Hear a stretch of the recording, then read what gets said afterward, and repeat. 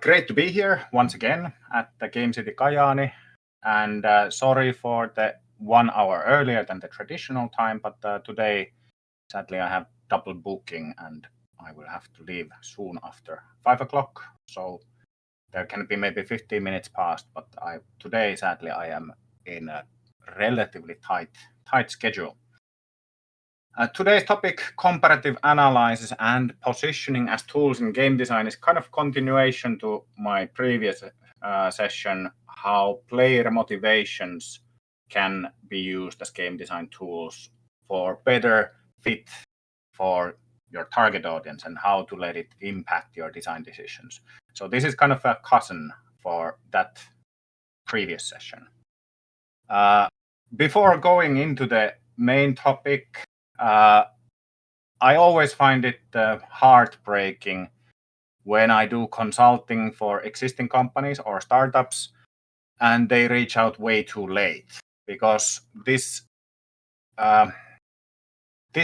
next situation is all too familiar with me when people reach out. That startup teams or even very veteran game development studios have developed a great game, and then in the end, nobody really wants that. And there are tools how you could predict that before you even start wasting time developing the game. I'm all pro being analytical before you start so that you reach the goal at the best possible outcome.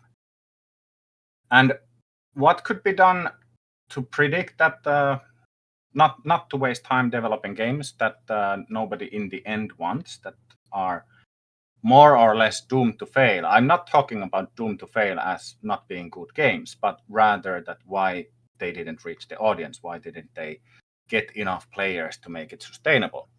Well, easy answer, of course, is unique selling points. We are going to touch a bit of that topic today as well.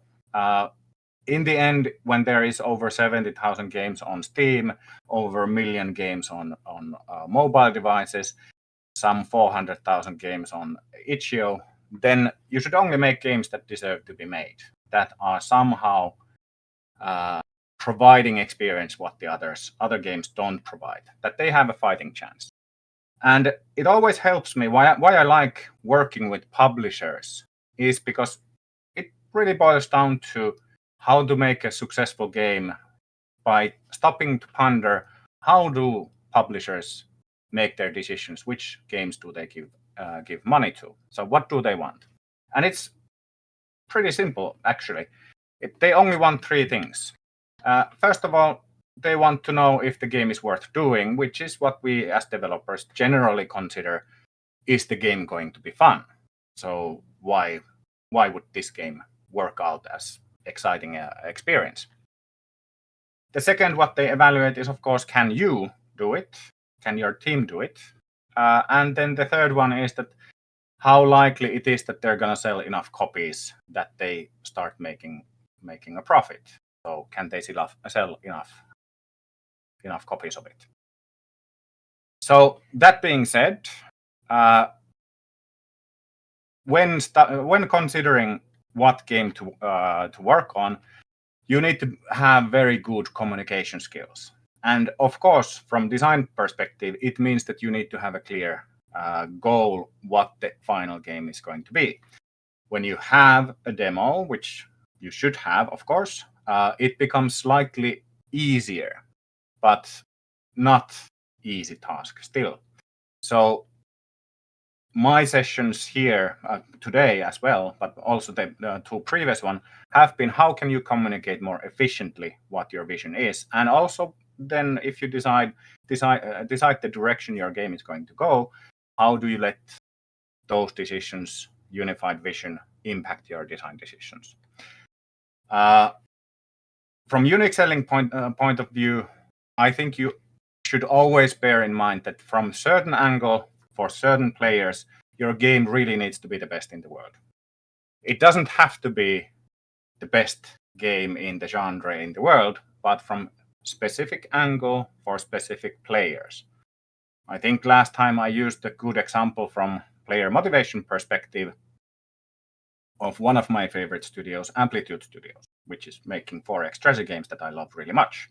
So Civilization, I hope, is familiar for everyone. A 4X genre is king, and why humankind carved a space in a genre where there is a very dominant player or game, by focusing on the military aspects of the game.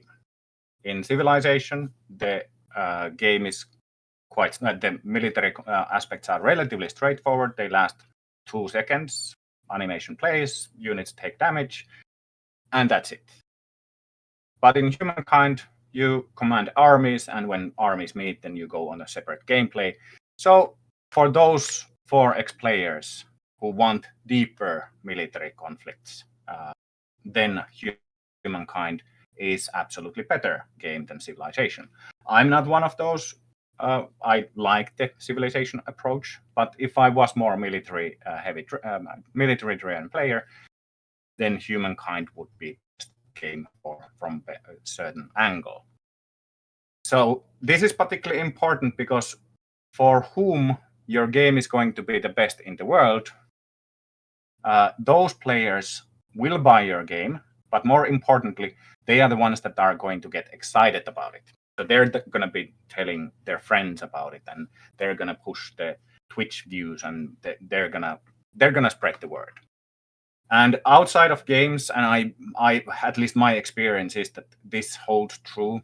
Same in also premium games, not just like whale-driven mobile games. That 20% of your best customers will drive 80% of your sales. This is like what the marketing people outside of games say. It doesn't mean that 20% of players would be buying all sorts of stuff, particularly if you're not making microtransactions in your game. That's not even possible. It means that those 20% will be spreading the word. They are going to be the place where 80% of the people buying your game heard about your game. So the logic is that if someone loves what you're doing, they will want to see it as a success, and they will start spending their energy on pushing the promo of your game. Now I'm gonna expand. Expand a little bit. Today I'm not gonna talk about taste maps, which is Ubisoft's exercise, but Ubisoft have found that care, meaning how eagerly people talk about some specific game, is inversely proportional to normal distribution. Meaning that the more far out something is, more people care, more excited they get. Sure, the number of people are then less high because then you're going somewhere quite far. I'm now oversimplifying a little bit, but going back to the previous player motivation thing, where you rank high, if Ubisoft's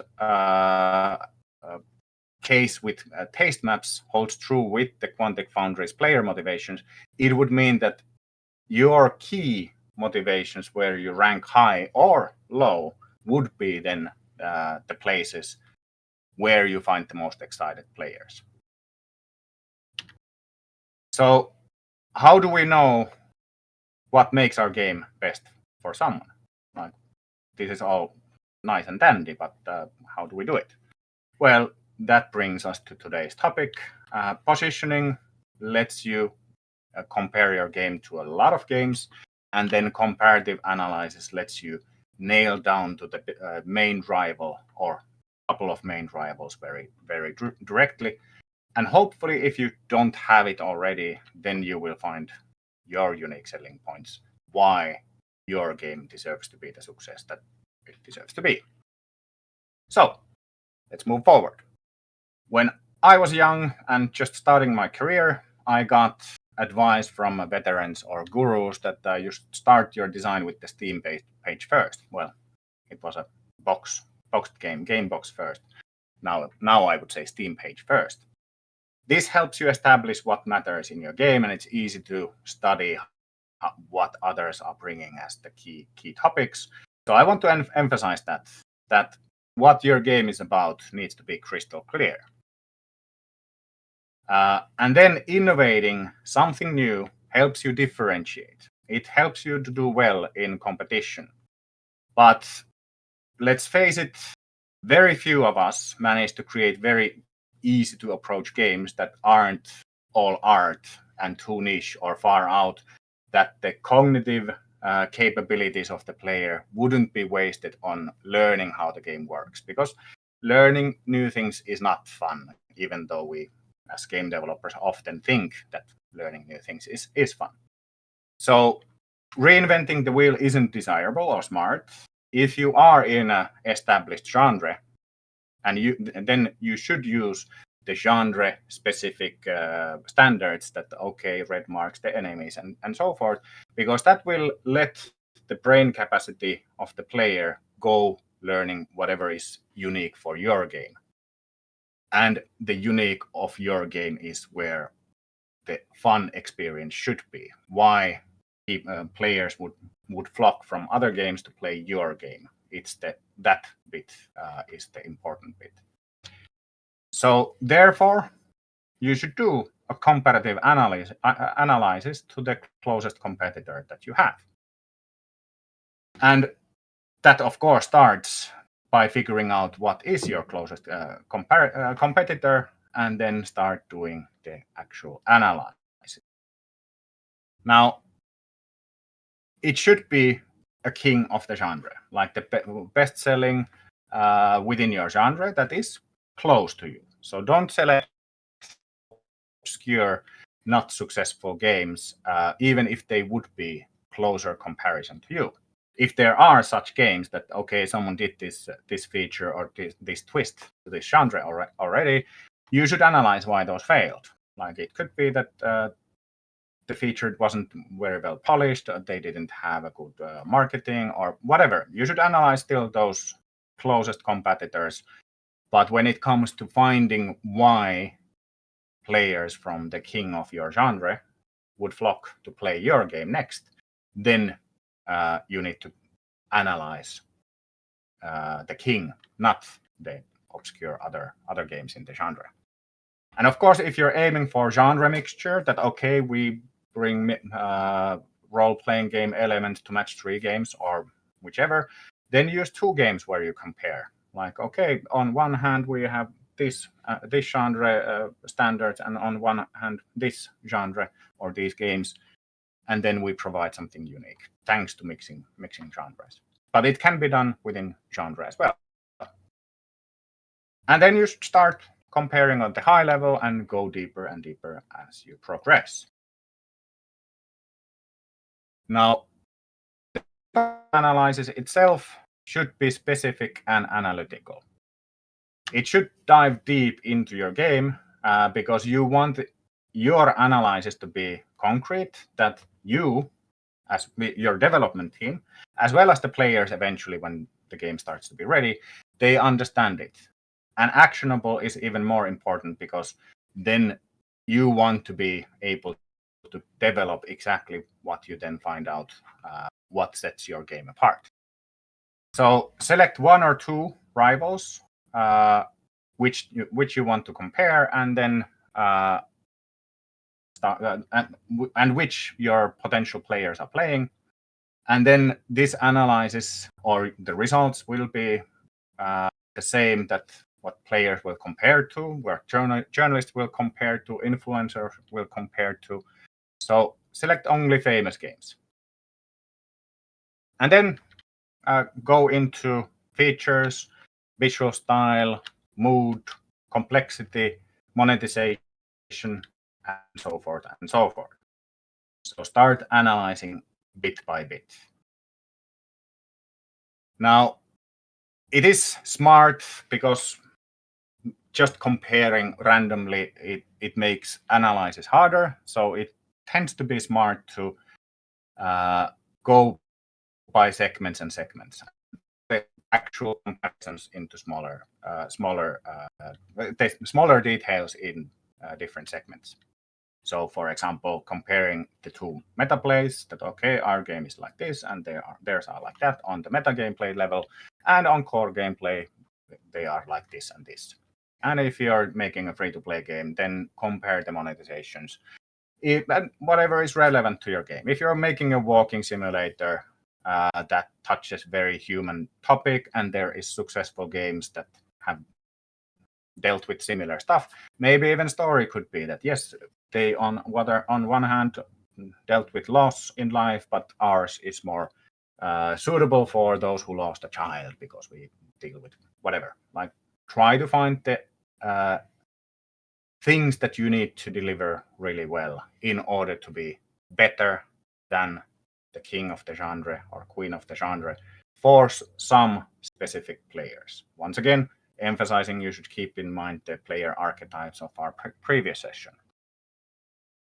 Important thing is not to sugarcoat things, but be honest and try to find your strengths against them, or that if it's only one game that you compare to.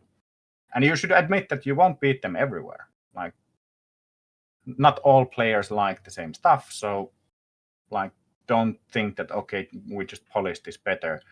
Try to be analytical. Assume that you will polish it as well as the rival, but then even then you will probably lose in lots of places. But then the places where you win, that will be the key. And here in particular, when you have made the admissions that hey, we're gonna lose there, but we're gonna win here because of our design decisions, you should then go back to those player motivations and consider that okay, the things where we lose, they seem to be appealing to these motivations, but our main players care about these motivations, and here we are going to win. Maybe not all of the main archetypes care about exactly where you win, but if that is the case, then you know that okay, we need to be then focusing on this archetype more than this archetype because we're gonna beat the crap out of the king in the genre only with these player motivations. So the results will highlight your marketing angles. So maybe you will lose in 90% of the cases, but you're better from 10%. Then that will be where also the marketing will focus. So you would be helping which things to highlight, and also for which players to highlight. And of course, once again, making sure that then you win that 10% means that you are providing a unique experience by winning on the 10% of the king in the genre. Even if on some elements it's okay, we have a leveling up, but leveling up isn't the main coolest thing in our game. So it's okay that it's not as well done as the 10% where we are better than the king in the genre. So helping impact your design, which is the next topic. So when you have done this, let it impact your design priorities in particular, and of course decisions as well. Whoops, animations in wrong order. And these should be in the places where you have a winning chance. So when you have established that okay, in military combat we are gonna win the king in the genre, then let's make sure that that's really fun. And then the other elements can be hopefully as good as the king, but even if they are slightly less interesting, you still have for some players the best game in the world at hand.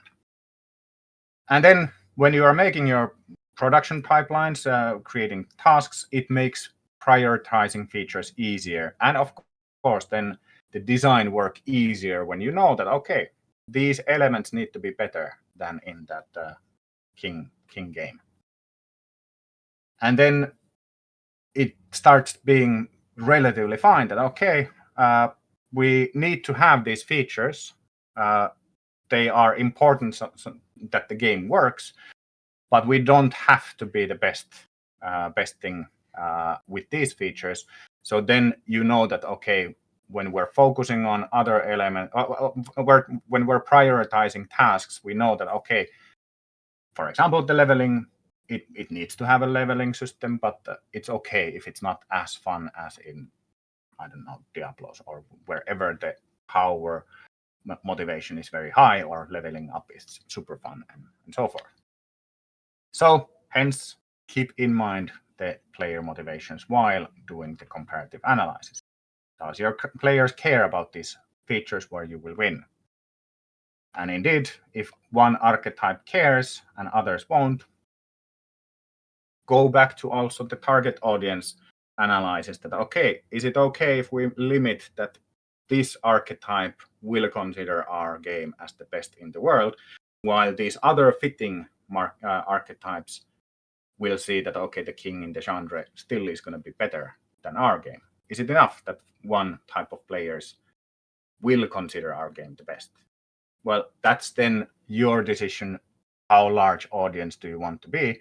But bear in mind the marketing angles, that where you win, if it's high on the specific motivations, it is more likely that the care is higher, that the player starts spreading the word, and then you will have a fighting chance when it comes to sales of the game.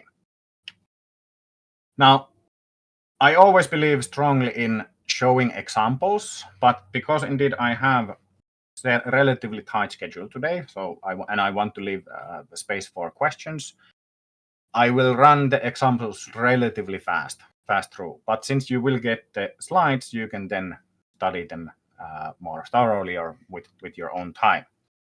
So back in my previous company, Resistance Games, which I obviously didn't remove all the icons as I noticed on previous slide, we did tactical turn-based XCOM style game based on criminal London in the 1960s.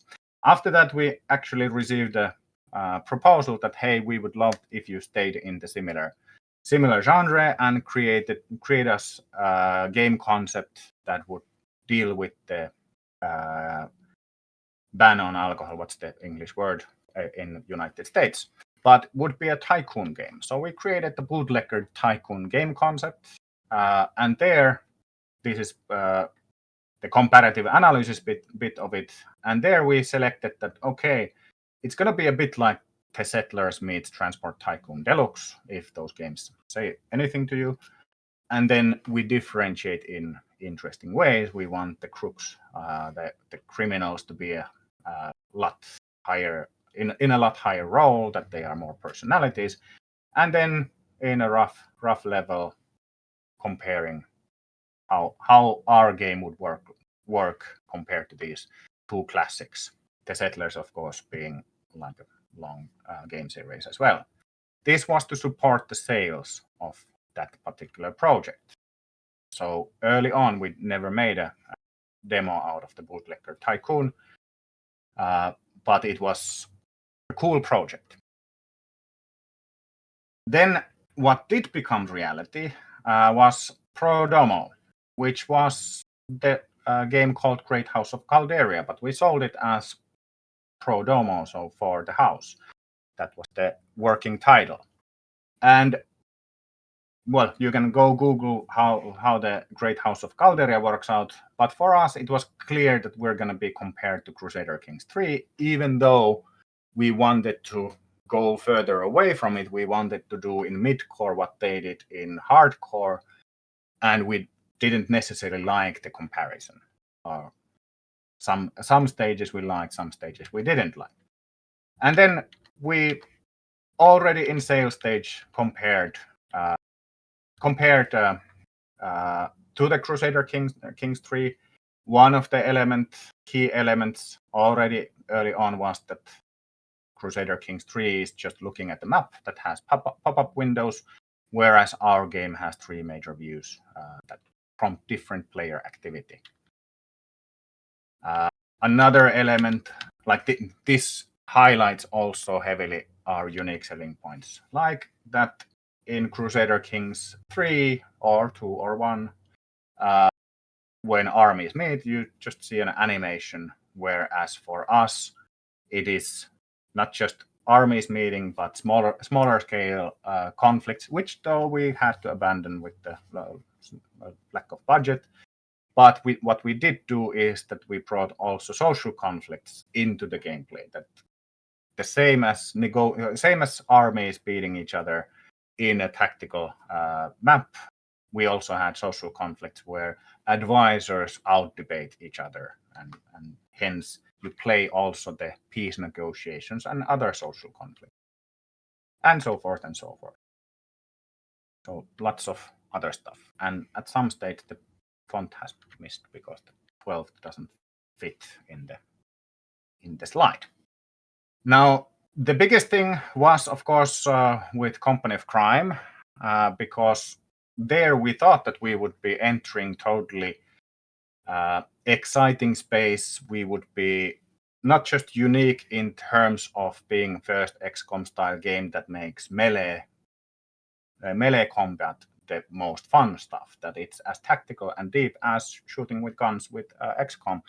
But we thought that organized crime, 1960s London would be a really good unique selling point as well. But then the legends of the game industry, John Romero, announced with 30 times our budget game called Empire of Sin, and our game hadn't been announced yet. So we had been developing it, but we hadn't been telling anyone about it. So we did a comparative analysis with knowledge what we studied everything we could of Empire of Sin, and then did the comparison, going from strategy layer, meaning the meta game, and it became quite quickly that it works very differently, or even completely differently. As I will show, we quickly came to realize that most likely we're going to lose in strategy layer. That's where their design goal is, to be as deep as possible in the strategic layer. But the tactical combats, they have had no innovation there. It was just XCOM, and oddly enough, just shooting with guns. So we knew that, okay, let's make the best tactical game system then. So let's make sure that that is delivered as fun as possible. So then we compared with the tactical layer. And of course, then doing a general comparison as well, that they have short gameplay, huge replayability. We have long gameplay, but limited replayability, which we also then emphasized. We let it, even mid-development, we let this impact our decisions. That's a space for other story.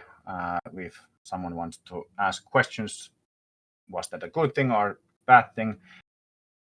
Short answer is I don't know, because Empire of Sin could have been a successful game. What we saw was great development, but in the end it wasn't well received. And if we had known that, then we probably would have made different choices.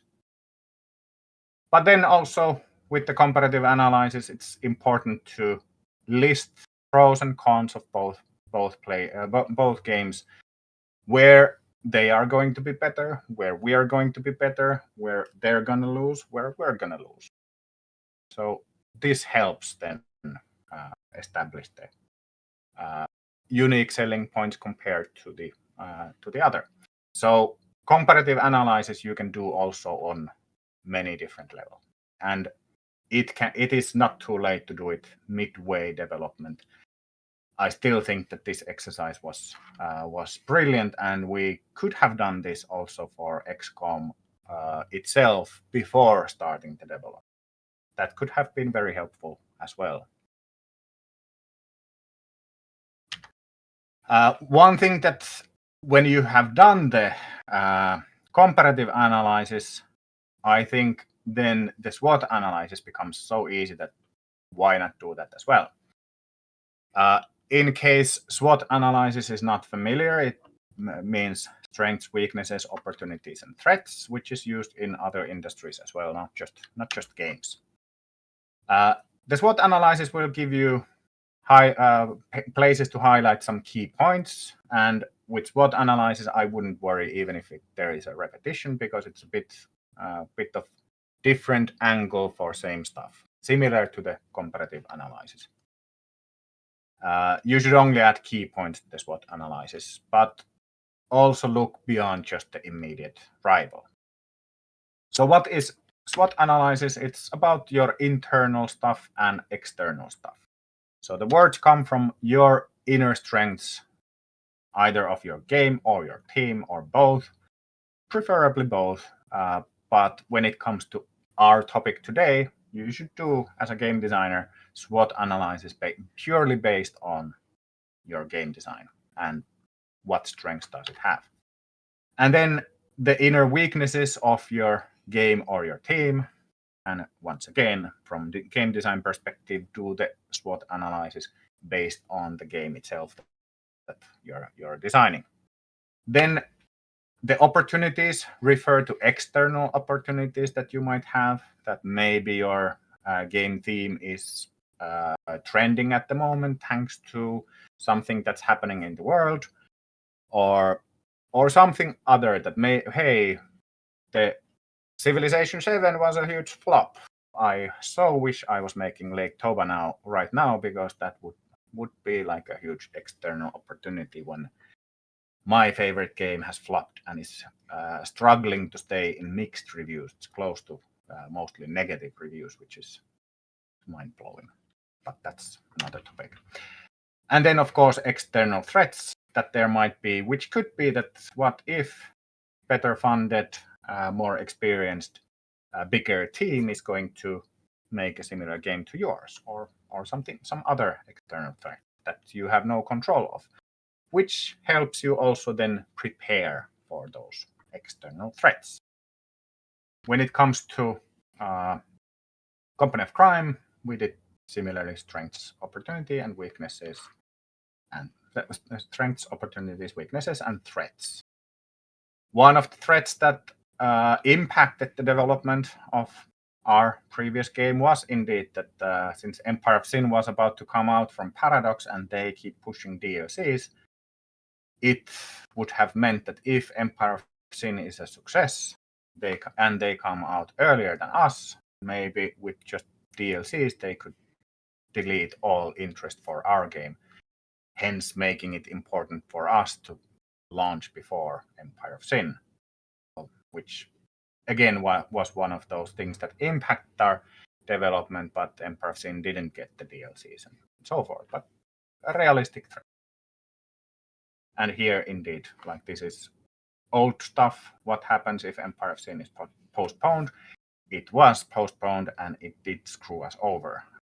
So that threat did materialize.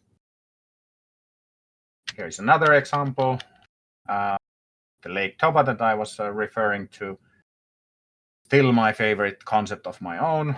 4X strategy game that ends where Sid Meier's Civilization starts, and how would it do against King in the genre? There would be a comparative analysis of the same game, and of course demos and other stuff as well. So much for comparative analysis. I hope the examples gave you an idea how to use it also as tools for game design. And the earlier you do it, the bigger bounty you as game designer will get out of it. I strongly recommend doing comparative analysis the latest when you decide that, okay, this is the game we're going to work on. So at the demo stage, the very latest, preferably before you enter the demo stage. If you're playing around with multiple projects, as I know that at least a couple of the teams had been playing around, that which one should we do? I think the best one would be that if you compared, did the comparative analysis for both of the concepts or all of the concepts that you do, then you would find out the reasons why one game would have higher chance of success than the other. And if you still love some other concept more, then maybe you can revise your designs so that you will find the competitive edge over the king game of the genre. So jumping slowly towards positioning, the other big topic, comparative analysis lets you dive deep to compare your game to the main rival or two main rivals. It's no use in comparing to a wide landscape of games. Positioning, on the other hand, will help you with a broad picture and compare your game when there is a lot of competitors, a lot of games that the your potential players are playing. And doing a positioning, it will help you communicate from a bigger picture what are the key elements in your game. And you can do like positioning, like the example pictures here. You can do multiple ones, like use excitement and strategy, or use like how pacing is for your game compared to other games in the genre. Like select whatever is relevant to you. So you are doing the comparisons, so you know what is relevant to your game experience and how does your experience differentiate from other games. So you can select and then communicate that for your development team, but later to the players, publishers, marketers, everyone, that okay, then we are after experience like this. Key, of course, is that you place your rivals truthfully, not on wishful thinking. That's why for the first slide about the positioning, I put Quantic Foundry's analysis, which I have used, or we have used earlier, where some others have positioned games on a scale, so that it's not our wishful thinking, it's not our opinion, but it's some expert or outsider who has said this view. So appealing to authority, if you find ways how you can do it, that will help everyone understand that okay, it's not just the game designer's opinion, but then this is what some other people's analyses have revealed. And one way to compare, if it's difficult to find out what is relevant for your game on an XY coordinate, then one is indeed the previous topic of player motivations. You could put your genre's games on whatever player motivations are relevant to you, to your game, and then see that, okay, indeed, this game is similar, but I would say they are less strategic than our game, or they're more strategic than our game, which already is differentiating factor. The good thing using the player motivation is that you're then appealing to a research topic, but personally, I would select the XY in any case, whatever is relevant to your game. Not like this is a good practice to appeal to authority, so to speak, but it doesn't have to be.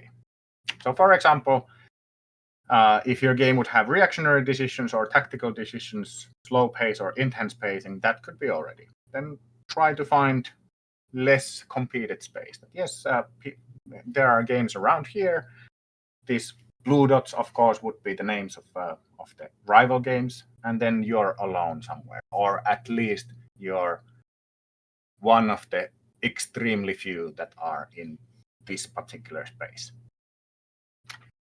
Now, positioning helps you align your team behind a mutual vision, so that if you have 10 people, there isn't 10 different ideas what the end game will be. But this also will help everyone to focus that yes, this is what we're after.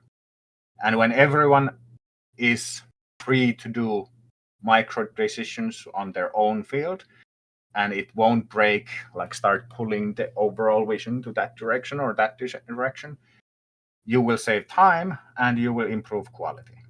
So positioning is extremely important exercise also, so that the, so to speak, your foot are facing the same direction within your development. So making sure that you all share the same overall vision. Positioning also is a way to show that your game provides something worthwhile, something that the others aren't providing, even if the gameplay elements would be similar. That's why I put the intense pacing, slow pacing. That already, even if you would have base building elements or whatever, but your pacing is different, or maybe even that isn't necessarily different compared to all the games, but when compared with the reactionary decision or tactical decision, so how far ahead player has to make his or her decisions, that starts revealing that okay, indeed this sounds like fun. It sounds like it will provide something different, even if the actual features are somewhat similar. But then how you're going to polish them, how you're going to develop them, reveals that the overall experience is going to be different. And my advice always is that don't do games that have been done before. People are already playing those games, and particularly if those games are done by big teams with big budgets, big development times. Don't do those games. Don't do Me Too games or clone games. Extremely rarely they are successful. So what makes your game experience unique is the reason why your game should be a success. Once again, a reminder: if all of your features are never before seen, it puts extra strain on the cognitive capabilities of the player. Players don't like learning new things. It might be difficult, but when you find the space that, okay, I'm familiar with the genre, I'm familiar with 60% or 70% of the game, but then the 30% or 40% is really exciting and new, that's where the reason why your game could be a success lies in.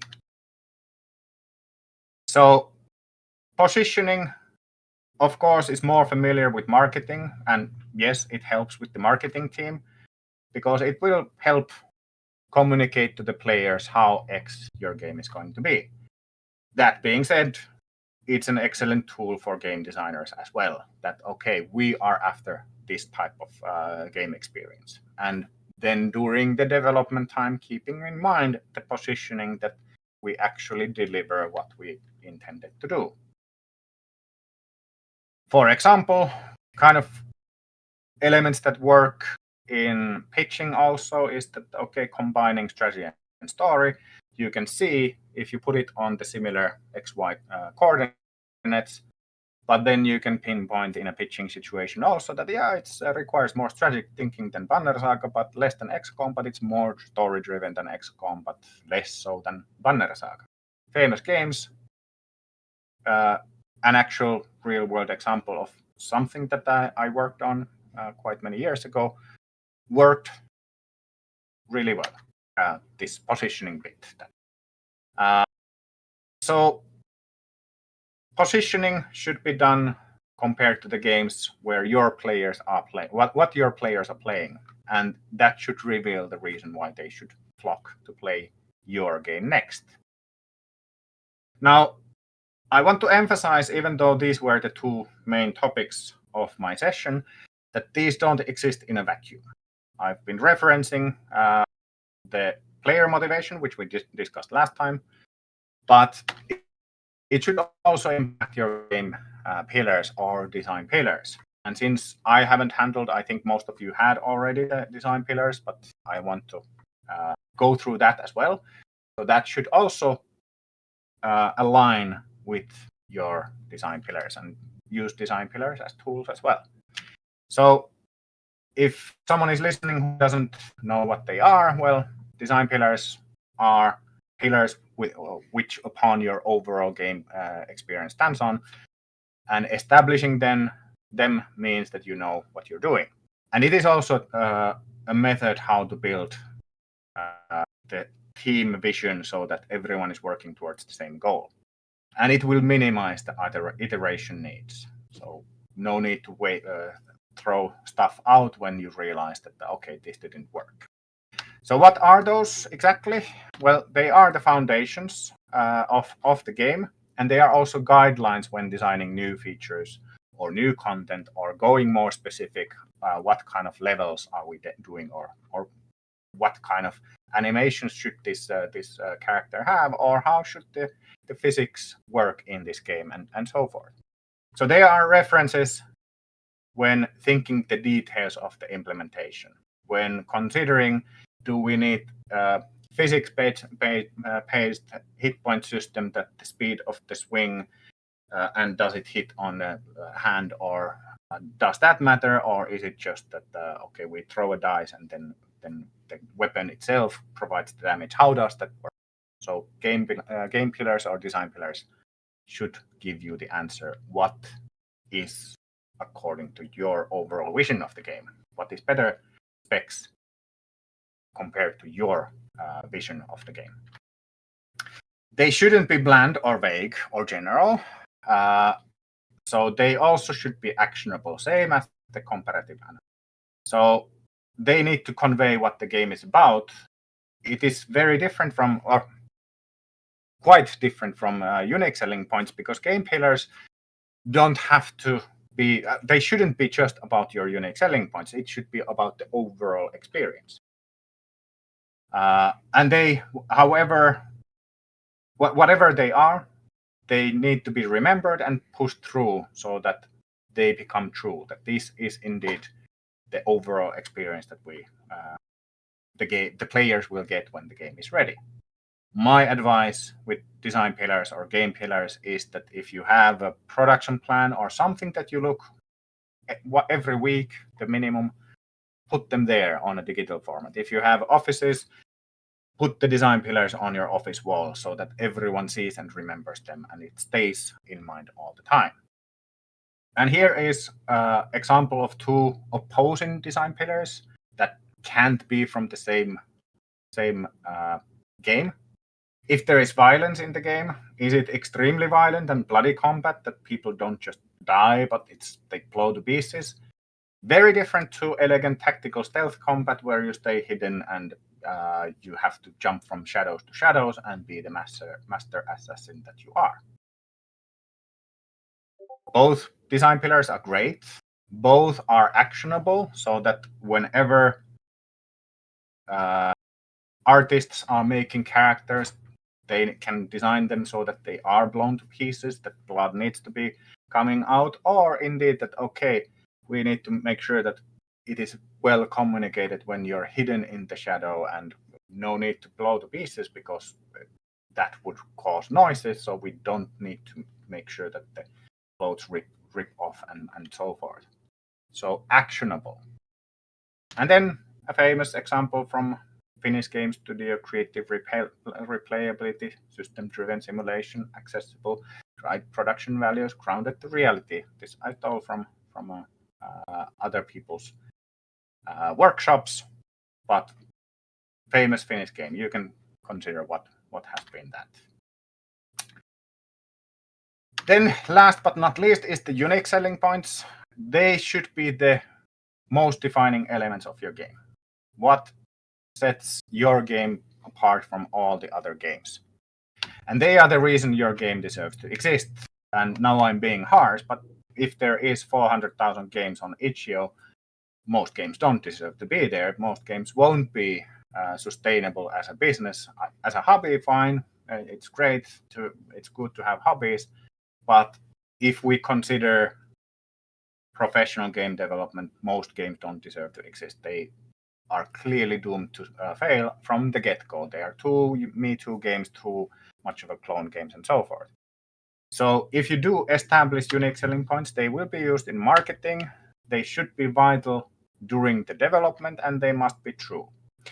This last bit, though, my experience working with publishers is that if you have one mind-blowing unique selling point, that is enough. And then you invent 2 to 4 other unique selling points, which are then more of key selling points. But if you have one mind-blowing unique selling point, that is more than enough. But typically marketers want to have more than one unique selling point. But it is better to have one really good one than 5 generic, not true or more of a key selling point at once. And unique selling points helps in the sales as well. For example, the company of crime, one of the unique selling points which held true to the final from the sales to the final meters was that it's the first XCOM style game that makes melee as ballsy as shooting with guns. I know that the famous Finnish game didn't need to pitch because of their previous success case, but if I ever warn against any genres, it would be roguelikes and platformers, as those are so competed genres, particularly platformer. But if you make a platformer where every pixel is simulated, you can be the outlier. You can be the best-selling game in the genre. Sure, Noida is more of a roguelike, which isn't as bad as platformer, even if you play it out like a platformer. But if no other platformer has every pixel simulated, it's no wonder Noida became a huge success instead of 7,000 other platformers out there. Sometimes when you have unique selling points, it might help with sales. The following one isn't the best unique selling point when it comes to marketing, but it helped convey the idea to the publisher. So story generator grand strategy where you play through the epic moments instead of watching them, which was the Great Houses of Calderia's unique selling point that we used. So final thoughts, you should think differently. Nobody really gives a damn if you're making a 13th game in a dozen. Tiny tweaks on successful games will always have better funded, more experienced doing exactly the 13th game in a dozen. And actually, my analysis is that typically they are successful for what they did differently than what they did the same way as the 12 other games. So you as indie developer should be brave. You should really be analytical why this game deserves to be successful, and don't make games just because you're a fan of a genre, but try to find arguments why your game provides experience what the other games don't. So don't be too big of a fanboy even if you love the games within that genre. Try to make better games than your favorite if you're working with your favorite genre, which is nowhere near compulsory. It's so fun working in others. And indeed, unique selling point thinking helps a lot, because if you have unique selling point, then you have an argument why you could be the outlier that actually sells well in a very crowded, unviable genre where it's very difficult to make the ends meet, that you would need to reach very high sales position within that genre. But if you have unique selling points, you might get it to work.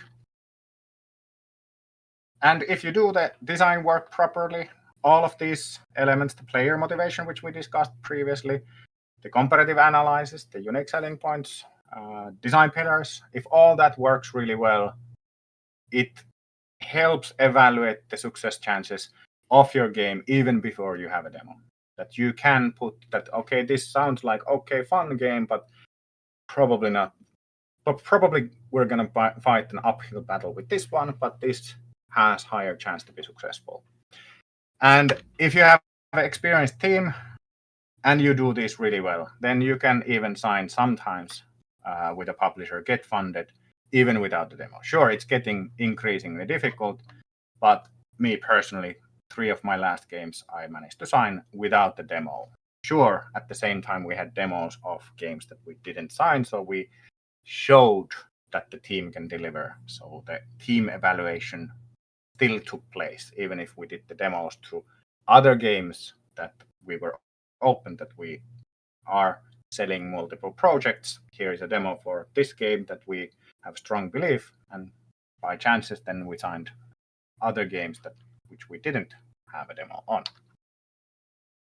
So to sum things up, a great game is where all of the following ones are aligned.